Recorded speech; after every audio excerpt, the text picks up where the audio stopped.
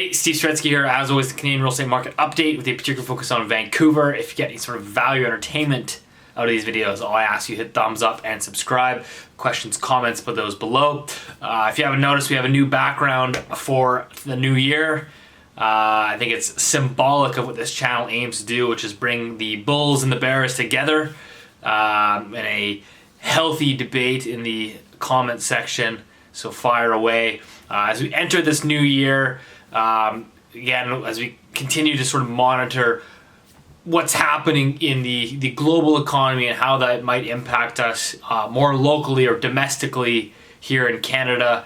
One thing to sort of start off on the 2020 outlook, I actually did an hour-long video interview, Skype interview with Form a Fist. I know a lot of you are subscribed to his YouTube channel, so there's a link to that full-length interview in the description below if you want to go check that out. That's more of my 2020 thoughts, but basically, in summary, I think a lot of it depends again on what's happening outside of us, and I think a couple interesting things as we see our an update to our not QE chart. As you can see here, the Federal Reserve continues to expand their balance sheet in what they are calling not quantitative easing, but it is in fact quantitative easing for potentially an indefinite round of quantitative easing. I also wanted to comment here on some interesting remarks from the Federal Reserve Bank of Atlanta, which recently quoted saying that there is issues in housing affordability in the United States and that there's a radical shift in the structure of the market. And he says, quote, what we may have to prepare for in the future is that buying a new home, and in some markets even buying an existing home, may become a luxury.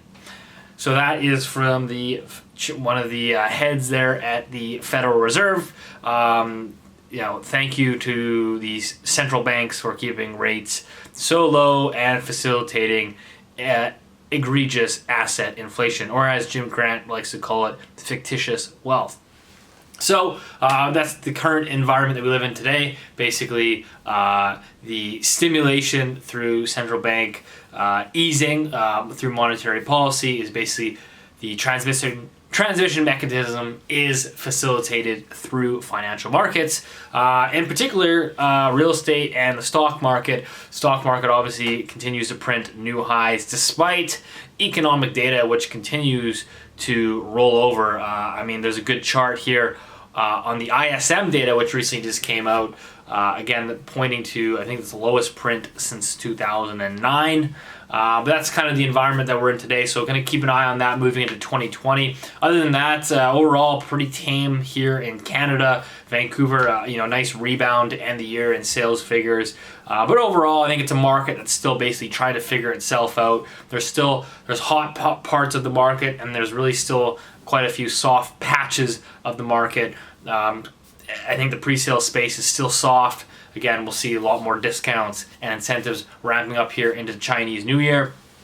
But what I wanted to talk about primarily in this week's video is I wrote a newsletter on this last week, really just talking about the Canadian immigration picture and how that all pertains to housing and affordability and things that we really need to be watching here moving forward. So at the end of the day, this all comes back to central bank liquidity and how that's going to impact the markets. But what drives the population growth, which I think doesn't get enough attention, is not enough people are asking, well, how come Canada right now is enjoying record high immigration? The level of growth in the population is growing at the fastest pace since, I believe, the late 1960s. Nobody ever sort of, the mainstream economists, nobody ever really questions why, or how these levels of growth are sustainable or why they're even happening. And it really is just ultimately just, some of it, yes, is a function of policy, but a lot of it is a function of the economic and labor force conditions. And so if you look at population growth in Canada, a huge chunk of it, over 30% now, of the growth is from non-permanent residents. These are basically temporary workers, people that are here, basically in temporary roles that because there's, a part-time job for them, or, because there's work for them, that they basically they're moving here. And what happens is we tend to see that this type of immigration is actually very cyclical. And so what you can see in the chart is that anytime you get a slowdown in the economy, you typically see non-permanent resident growth actually dip into negative territory. So right now it's growing at a almost near a record pace. And what we typically see is in recessions and times of slow employment or slower growth in the economy, you'll see those inflows turn to outflows. And what's interesting to note is if you actually look at Canada's population growth, when you exclude this, this cohort, so if you just assume that this cohort pulls back as they would in a slowdown, you can see that population growth in Canada is actually relatively quite benign. There's really not a whole lot to talk about. It's actually quite weak.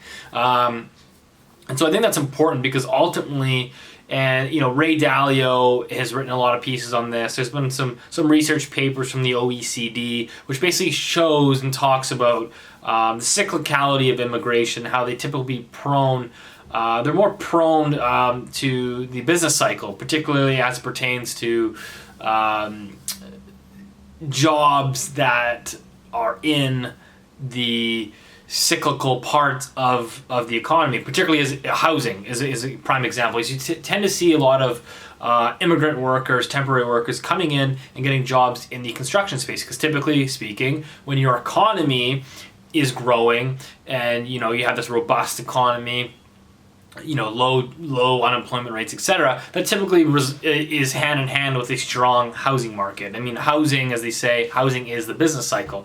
And so you tend to see that, construction employers are basically hiring in that sector. And when the economy, or for that matter, housing slows or rolls over, those are typically the first people to get laid off and then basically leave the country. And so these inflows turn to basically outflows.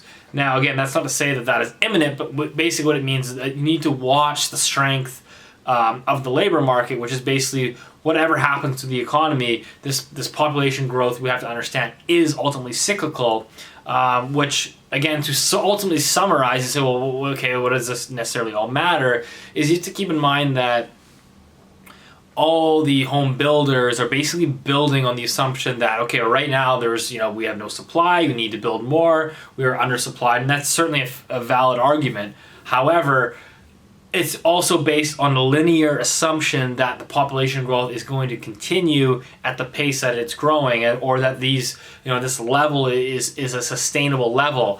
But again, typically what we see is that these are cyclical by nature, and so it's important to watch basically the labor market. And basically to sort of summarize that is what you can see from the team at Capital Economics. We've actually seen Canada's unemployment rate begin to tick higher over the last several months, and their projections. I mean, projections are just that; they're just projections. They could very well be wrong. Those projections are that the Canadian, the strength in the Canadian economy, or the Canadian labor market, that strength is relatively, for the most part, behind us. The best days are behind us, and we should expect, some continued weakness or softening in the Canadian labor market through the first parts of 2020. So I think that's kind of what I'm watching moving forward as we discuss our Bulls versus Bears debate here into 2020.